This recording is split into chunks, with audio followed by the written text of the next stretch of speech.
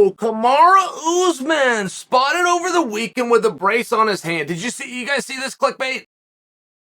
I gotta tell you, I don't fully know what to make of it. If Kamaru Usman has something going on with his hand, and I will admit for you guys that has been an oddly quiet fight. Now, here's what we know. I believe the date is March 18th, but we know that there is a date in March. We know that it is in London. We know that venue was booked specifically to showcase Leon. Okay, but that's really relevant. It's important that you understand that, because that gives us a good sense that Leon is going to fight. Sometimes you just take both guys and you just move them to a different date, right? It's a little bit different here. I don't project that that's going to happen. Now, let's just have fun. And I gotta disclose to you guys, I talk to Ali every day. I have never asked him this question. And I don't ask him because I prefer not to know. I prefer to guess and speculate like you guys. I'm a fan. I'm a fan too. Now, here's what you have to understand though, okay? That fight's been oddly quiet. I admit that.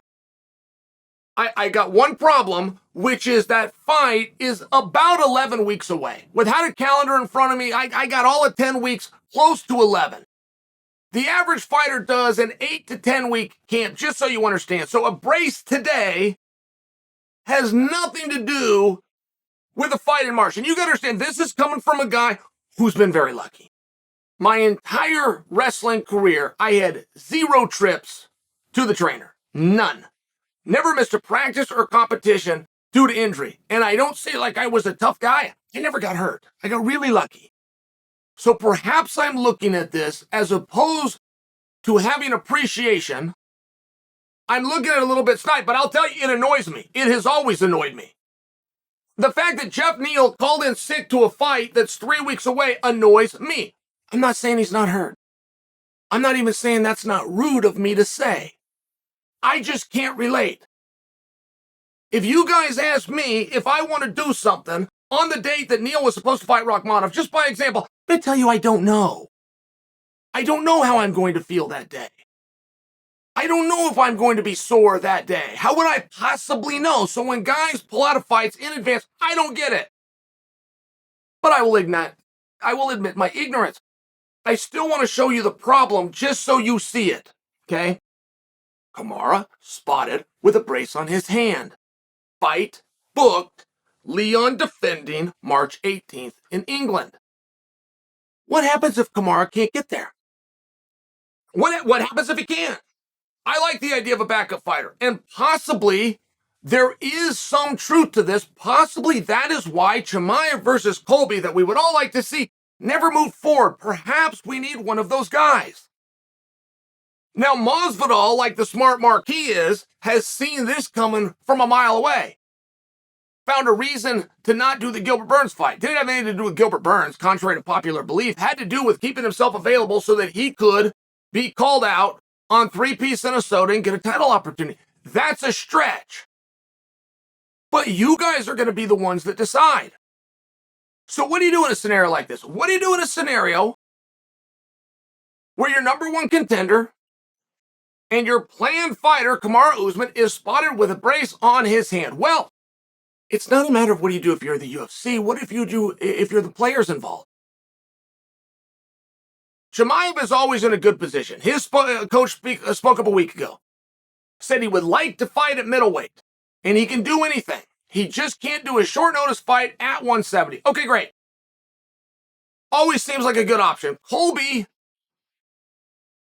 we haven't heard a lot from, but is possibly the clearest number one contender that this entire sport has. But when Colby has a plan, he manipulates it and comes to you. He hasn't done that yet.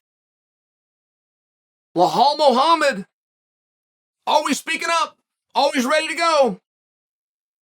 You're still thinking about it from the UFC's perspective. You're thinking about who would the UFC put in, who's the right guy to put in. That's not how this should be approached. Leon Edwards, at all times, has the same responsibility that every other fighter has, which to get the biggest paycheck against the easiest opponent, and he is the one who should be manipulating this right now. He should not be sitting back. If he hears the rumor that Kamaru's got the thing on his hand, Leon, within 2 degrees of separation, get a hold of a teammate at Sanford MMA and find out about this wrist thing. He go right to the UFC. He could get an answer. Here's a rumor I'm hearing. Do I have him? If any of that sounds shaky, he should instantly be invoking the plan to find the easiest opponent. He should be the one to create. If he wants to go honor 3-piece in a soda, I mean, that is very low-hanging fruit. That is not going to be anybody's first option or second option. It doesn't mean that it's not going to be an option. It's still viable. Masvidal's playing it. Masvidal's talking about it. Lahal's spreading around. We know these guys are ready to go. Colby's been a little bit quiet.